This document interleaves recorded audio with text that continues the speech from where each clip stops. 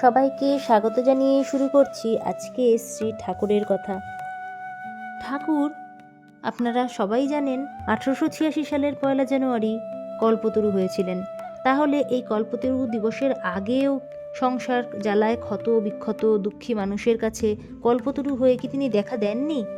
এই প্রসঙ্গে 1869 সালের মানে 86 সাল থেকে আরও প্রায় 20 বছর আগের মাত্র 1 ঘন্টার কথা বলা যেতে পারে।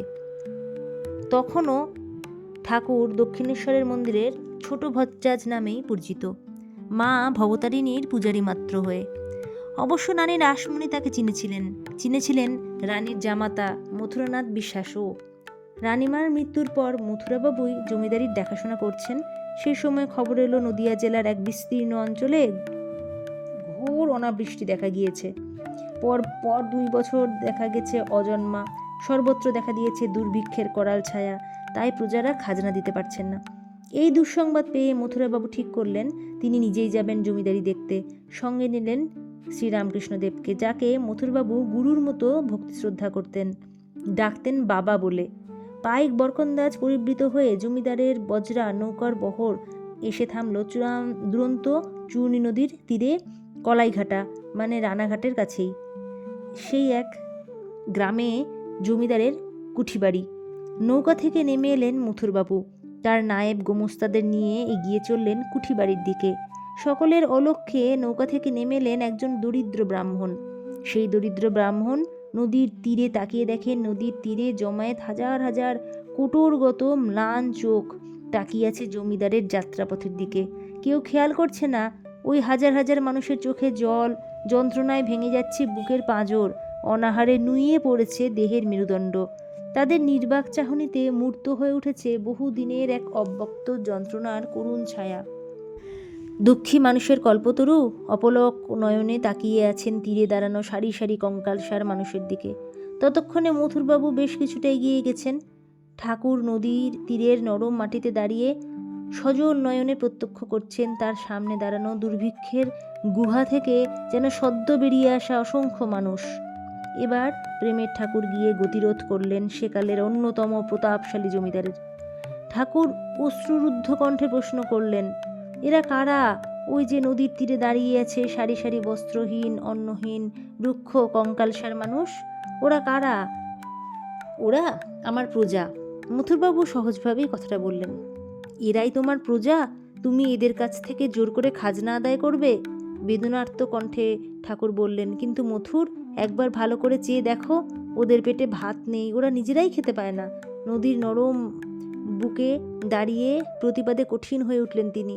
ক্ষুধার্ত মানুষের কাছ থেকে জোর করে অর্থ আদায় করে এবং মানুষের অশ্রুসিক্ত অর্থ দিয়ে যেখানে মা ভবতারিণীর পূজা হয় সেখানে তিনি আর পূজারি থাকতে রাজি নন। মানে উনি বলছেন যে যেখানে তিনি পুজো করেন সেই বাড়িতেই আসছে এই রকম সব কষ্ট, ক্ষুধার্ত, নিপীড়িত মানুষদের কাছ থেকে জোর করে আদায় করে নেওয়া অর্থ।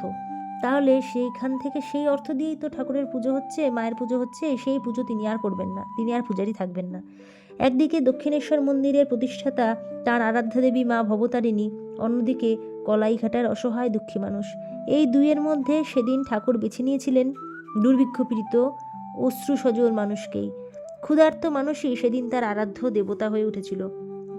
মানে তিনি যেই মাকে এত ভালোবাসেন সেই মায়ের পুজো ত্যাগ করতেও তিনি রাজি ছিলেন।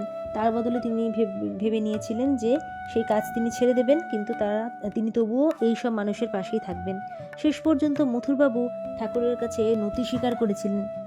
দরিদ্র প্রজাদের খাজনা মকুব করে দিয়েছিলেন, প্রত্যেককে ঠাকুরের হাত দিয়ে কাপড় দিয়েছিলেন এবং একটানা 7 দিন অন্ন দিয়ে সেবা করেছিলেন সেই সব মানুষের। কল্পতরু ঠাকুর সেদিন ওই কলাইঘাটার মাটিতেই শিবজ্ঞানে জীবসেবার মহাব্রত পালন করেছিলেন। প্রমাণ করেছিলেন অচল বিগ্রহে যদি পূজা হয় সচল বিগ্রহে কেন হবে না। কলাইঘাটার দুঃখী মানুষ ঠাকুর রূপ কল্পতরুর কাছে কিছু প্রার্থনা করেনি।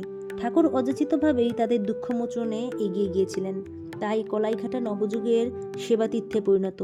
ইংরেজি বছরের প্রথম দিন এখন আমাদের কাছে এক নতুন তাৎপর্য মাত্রা নিয়ে এসেছিল যেদিন ঠাকুর কল্পতরু হয়েছিলেন। এই দিন মানুষের চৈতন্য উদয়ের মাহেন্দ্রক্ষণ। তাই যন্ত্রনির্ভর এই সভ্যতা যখন ভোগবিলাসের উপকরণ সাজিয়ে মানুষের চৈতন্যকে অপহরণ করার এক অদম্য নেশায় আক্রান্ত, তখন অসহায় মানুষের সেই হারিয়ে যাওয়া চৈতন্যের সন্ধানে কাশীপুর উদ্যানবাটিতে গিয়ে আত্মসমর্পণ করেন, কলাইঘাটার পুণ্যভূমিতে গিয়ে আত্ম আবিষ্কারের পথ খোঁজেন। ঠাকুরের পদার্পণ স্মারক সমিতি রানাঘাট ও কলাইঘাটার সেই চেতনালোক সৃষ্টিতেই উদ্যোগী। কলাইঘাটায় প্রতি বছর তারাই এক কল্পতরু উৎসব পালন করেন। এখন সেখানে ঠাকুরের মন্দির নির্মাণে উদ্যোগী হয়েছেন তারা। লক্ষ মানুষের প্রণামে পবিত্র হয়ে ওঠে কলাইঘাটার মা। সবাই বলুন জয় শ্রী ঠাকুরের জয়, জয় শ্রী সারদা মায়ের জয়, জয় স্বামীজির জয়।